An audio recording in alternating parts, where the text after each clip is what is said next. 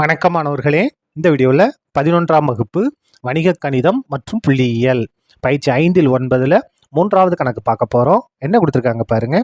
y = 2 + log x எனில் xy2 + y1 = 0 என காட்டுக. இங்கே ஒரு சார்பு கொடுத்துருக்காங்க இல்லையா, அதை எடுத்து எழுதுவோம். y = 2 + log x. இதை என்ன செய்யணும், 2 தடவை வகையிடணும். வகையிட்டு இந்த ஆன்சரை நம்ம கொண்டு வரணும். பாருங்க, y1 அப்படின்னா dy/dx, y2 அப்படின்னா d²y/dx². சரியா? இப்போ நம்ம முதல் தடவை வகையிட போகிறோம். எதை பொறுத்து? எக்ஸை பொறுத்து வகையிடலாமா? ஒய்யை எக்ஸை பொறுத்து வகையிட்டா dy/dx போட்டாலும் சரி, அப்படின்னா y1 போட்டாலும் சரி, ரெண்டு ஒன்று தான். ஈக்குவல் டு இந்த இது பாருங்க, 2 மாறிலி வகையிட்டா என்ன மாறும்? 0வாக மாறிடும். லாக் எக்ஸை நம்ம வகையிட்டோம்னா என்ன வந்துடும்? 1/x. அவ்வளோதான், முடிஞ்சுது. இப்போ பாருங்க, y1 ஈக்குவல் டு இந்த இடத்துல 1/x, 0வையும் 1/x கூட்டினா 1/x தான். ஒரு சின்ன மாற்றம் செஞ்சுக்கலாமா? என்ன பாருங்க, y1 ஈக்குவல் டு எக்ஸின் அடுக்கு -1. இது பாருங்க, எக்ஸின் அடுக்கு 1 மேலே கொண்டு வந்தால் எக்ஸின் அடுக்கு -1. இப்போ மறுபடியும் வகையிட போகிறோம். எக்ஸை பொறுத்து வகையிட, எக்ஸை பொறுத்து வகையிட. இப்போ பாருங்க, y1 இன்னொரு தடவை வகையிட்டா y2ன்னு மாறிடும்.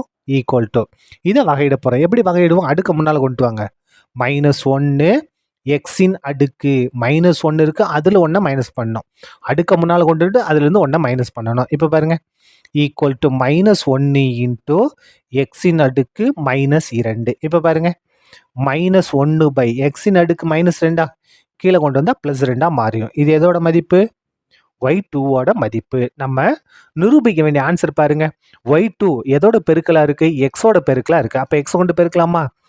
எக்ஸால் இருபுறமும் பெருக்க, எக்ஸால் இருபுறமும் பெருக்கலாமா?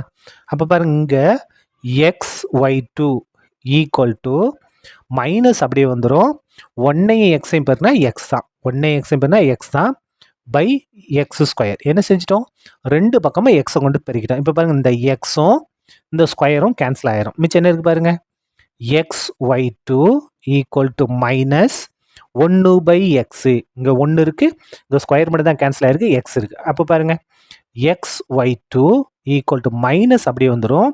1/xனா y1, 1/xனா y1. பாருங்க, மைனஸ் அப்படியே போட்டோம், 1/xனா y1. லாஸ்ட் ஸ்டெப் பாருங்க, xy2 இது -y1 இடது கொண்டு வாங்க, +y1. இங்கே எதுவுமே இருக்கா, 0 என்பது நிரூபிக்கப்பட்டது, என்பது நிரூபிக்கப்பட்டது. சரியா?